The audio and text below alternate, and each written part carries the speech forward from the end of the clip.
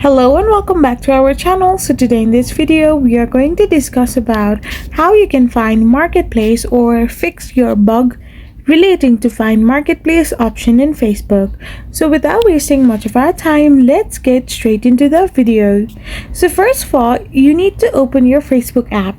So once you open your Facebook app, if you are not finding an option like this on your Facebook, then it might be that your Facebook is going through some issues. So to find your Facebook marketplace option, all you need to do is simply go back and tap on your settings option. So once you tap on settings, you need to scroll down below and go in apps. So once you find the apps option, you can find here the Facebook app as well.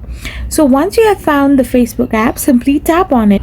Then simply go in your storage and then tap on clear cache.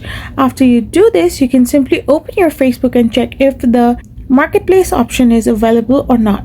If you still don't find it, then you might have to update your Facebook app. If that method also does not work, then simply delete your Facebook and reinstall it again to get it. I hope you found this video helpful, so don't forget to hit that subscribe button and to give us a thumbs up. Thank you for watching.